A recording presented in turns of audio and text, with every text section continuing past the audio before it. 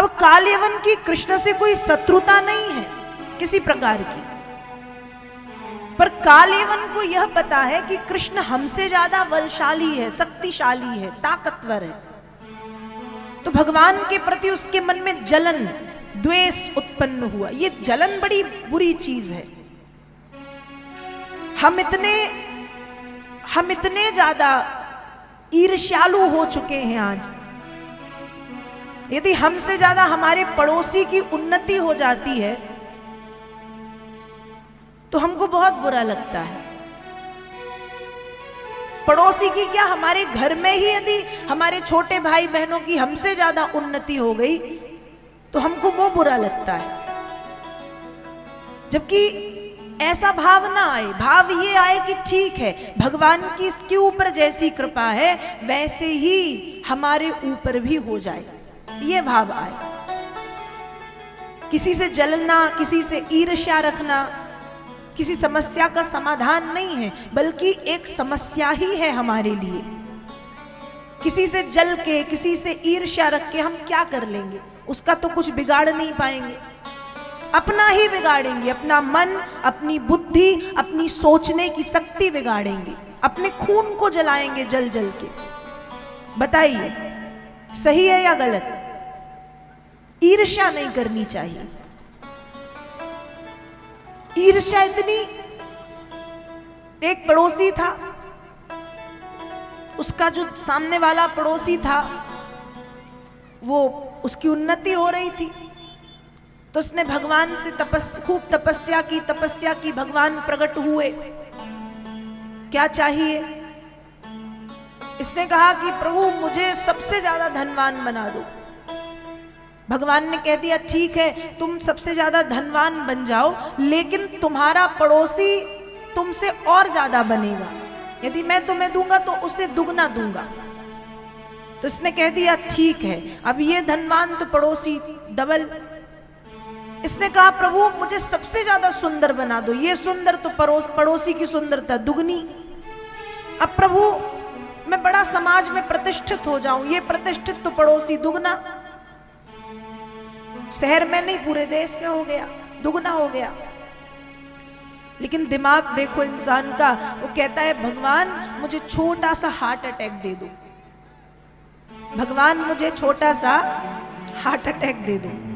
अब इसे आया छोटा सा हार्ट अटैक और पड़ोसी को आया डबल। कितना आया? डबल। और जब डबल आया तो पड़ोसी गोविंदाय नमो नमः। ये ईर्ष्या है। ईर्ष्या क्या करा सकती? कुछ भी।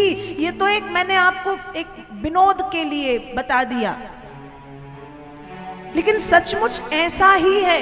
व्यक्ति आज इतनी जलन की भावना से ग्रस्त है कि हम खुद के परिवार के लोगों से जलते हैं, पड़ोसी से या समाज के लोगों से तो छोड़ो, हम खुद के भाई बहनों से जलते हैं। हमारा भाई, हमारी बहन यदि उन्नति कर रही है या कर रहा है तो हम उनसे जलने लगते हैं। तो कालयवन के मन में वही जलन है, किसी बात की नहीं। वो कृष्ण से जानता नहीं, कृष्ण को जानता नहीं, कृष्ण से उसका दूर दूर तक कोई लेना देना नहीं है किसी भी तरीके से।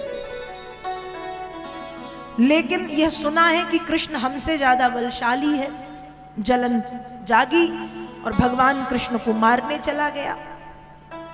तो भगवान भी मथुरा के बाहर, मथुरा के महल के बाहर बिना जूता चप्पल के ऐसे ही घूम रहे हैं, बिना अस्त्र शस्त्र के, क्योंकि प्रभु को अब एक बड़ी लीला करनी है।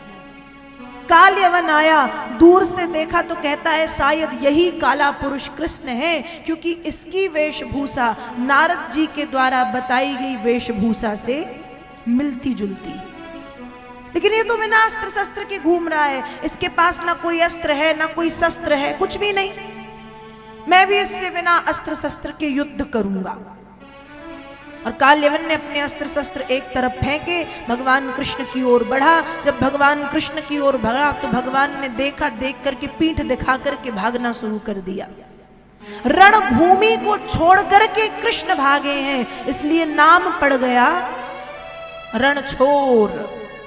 रणछोड़ भगवान लीला करते हुए भाग रहे हैं और काल्यवन पीछे से चिल्लाता है, हस्त प्राप्त मिवात्मानम हरिणा सा पदे पदे नीतो दर्शयता दूरम यवने सोद्री कंदरम। ये चिल्लाता है, कृष्ण रुक जाओ, तुम परम यशस्वी यदुवंश में पैदा हुए हो, कृष्ण तुम्हारा इस तरह से भागना उचित नहीं है, रुक जाओ रुक जाओ रुक जाओ। पर भगवान भी लीला कर रहे हैं, भागते जा रहे हैं, कभी बहुत दूर दिखाई देते, कभी बिल्कुल पास, कभी ये हाथ बढ़ाता तो दूर, कभी पास, कभी दूर, कभी पास। हरिनासा पदे पदे, जैसे रेगिस्तान में एक हिरण गर्मियों में जब सूर्य की किरणें धूल पर पड़ती हैं और हिरण दूर से देखता है तो उसे लगता है पानी है, और भागते हुए जब वो पहुंचता है तो वहां कुछ नहीं, फिर आगे देखता है, फिर भागता है। तो हिरण के भांति हरिणासा पदे पदे, पग पग में वो सोच रहा है कि पकड़ लूंगा, पकड़ ही लूंगा, पर पकड़ नहीं पा रहा। भागते भागते भागते भागते भगवान गंधमादन पर्वत की गुफा में जाकर के छिप गए। गंधमादन पर्वत की गुफा में भगवान के परम भक्त श्री मुचकुंद जी महाराज विश्राम कर रहे थे। भगवान गए, मुचकुंद जी को अपना पीतांबर उड़ा दिया और खुद छिप गए। मुचकुंद को पीतांबर उड़ा करके भगवान छिप गए।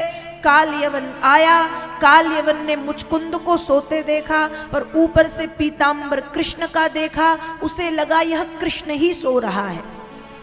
तो वो कहता है कि कृष्ण, तुम सोच रहे होगे कि सोते हुए शत्रु पर कभी प्रहार नहीं किया जाता, तो मैं तुम्हें नहीं मारूंगा। कृष्ण तुम भूल में हो, आज कालयवन तेरा काल बनकर के आया है, तुझे मारेगा तो जरूर। और मुचकुंद के पीतांबर को खींचा, एक लात मारी, मुचकुंद के नेत्र खुल गए, और जब मुचकुंद के नेत्र कालयवन के ऊपर पड़े तो पीतांबरी उठाई के छिपे कृष्ण यदुवीर, बिन मारे से मर गया कालयवन बेपीर। भगवान तो छिप गए थे, पीतांबर खींचते ही मुचकुंद की आंखें कालयवन के ऊपर पड़ी और आंखें पड़ते ही कालयवन जल करके भस्म हो गया। ये मुचकुंद कौन थे? जिस परम यशस्वी सूर्यवंश में प्रभु श्री राम ने जन्म लिया था, उसी सूर्यवंश में महाराज मानधाता नाम के एक राजा थे, जो पृथ्वी के एक छत्र सम्राट थे। इनके बेटे हुए हैं मुचकुंद, जो इंद्र की सेना के सेनापति थे। लेकिन जब सेनापति के रूप में भगवान कार्तिकेय स्वर्ग पहुंचे तो मुचकुंद वापस आने लगे। तब इंद्र ने कहा कि आपका हमारे ऊपर बड़ा एहसान है, आपने कई कई बार हमारी रक्षा की है, बताओ हम आपको क्या दे सकते हैं? जो मांगोगे वो देंगे सिवाय मुक्ति के, क्योंकि विष्णवे मुक्ति हेतवे, मुक्ति देने का अधिकार केवल और केवल भगवान विष्णु को है। उसके अलावा जो चाहिए वो मांगो। क्या चाहते हैं? तब मुचकुंद ने कहा कि हे देवराज इंद्र, मुझे मुक्ति की चाह नहीं है, मैं काफी थक गया हूं, काफी थका हुआ हूं, इसलिए अब मैं विश्राम करना चाहता हूं, मैं आराम करना चाहता हूं। इंद्र ने कहा ठीक है, गंधमादन पर्वत की गुफा में जाकर के आप विश्राम करें। सोते समय आपको जो जगाएगा, आपके विश्राम में जो बाधा डालेगा, और यदि आपके नेत्र उसके ऊपर पड़ गए तो वह तुरंत जल करके राख बन जाएगा। और यहां मुचकुंद के नेत्र कालयवन के ऊपर पड़े और कालयवन मारा गया। एक और राक्षस जिसका नाम है कालयवन, भगवान ने कालयवन का वध कराया, मतलब मर गया। अब भगवान गंधमादन से वापस लौटे। जब भगवान गंधमादन से वापस लौटे तो 18वीं बार जरासंध ने भगवान के ऊपर आक्रमण किया है। और जब 18वीं बार आक्रमण किया तो भगवान फिर से भागे हैं प्रवर्षण पर्वत पर। अभी भागे थे गंधमादन पर और अब 18वीं बार जब आक्रमण हुआ है तो प्रवर्षण पर्वत पर भागे हैं। 17 बार कृष्ण जरासंध को हराते हैं, लेकिन 18वीं बार कृष्ण को भी भागना पड़ता है। भागे हैं भगवान।